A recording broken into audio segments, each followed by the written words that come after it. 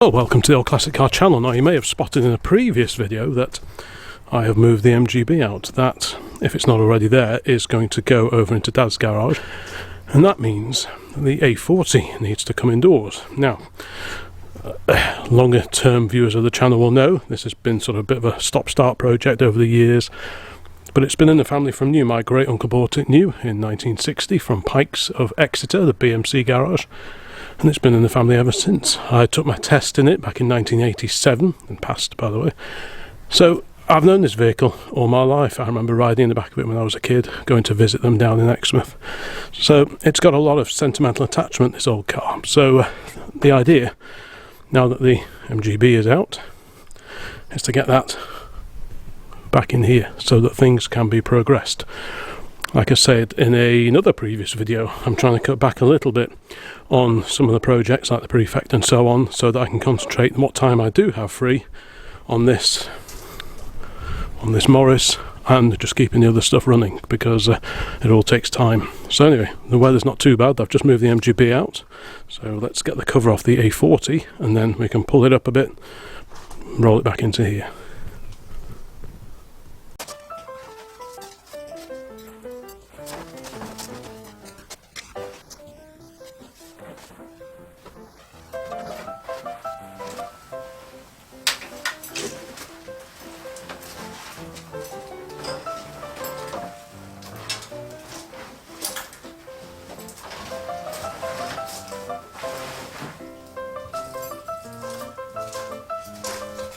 Well, that's ready to pull out now.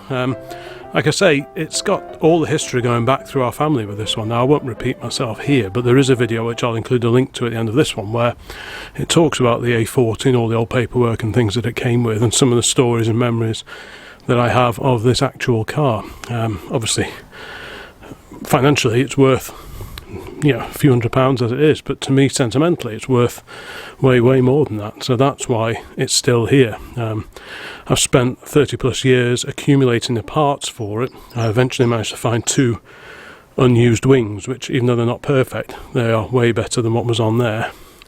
Technically, the other one on the other side there, the near side front wing, could be repaired, but as I've got a new old stock one to go on there and another one to go on here, they may as well go on, I think. So anyway, let's get this pulled out.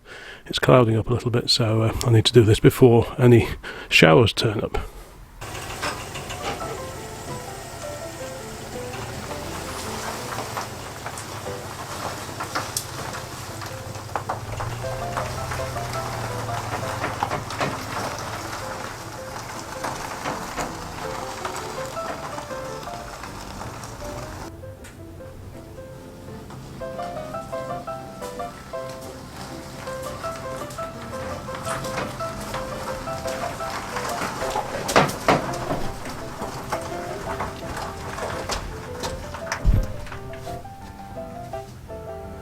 Whew.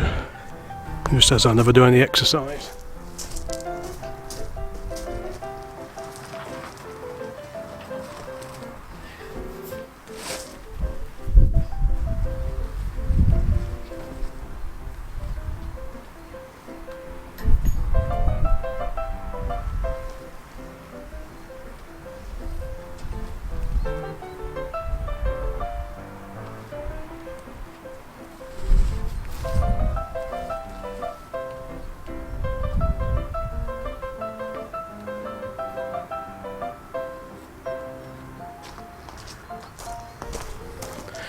Oh, that's perfect. So I'll just jack the back over a little bit just to get it so it's all level, and there's a decent gap down the side to get down there if I need to. But yeah, that's A40 back in the dry, and that's good news.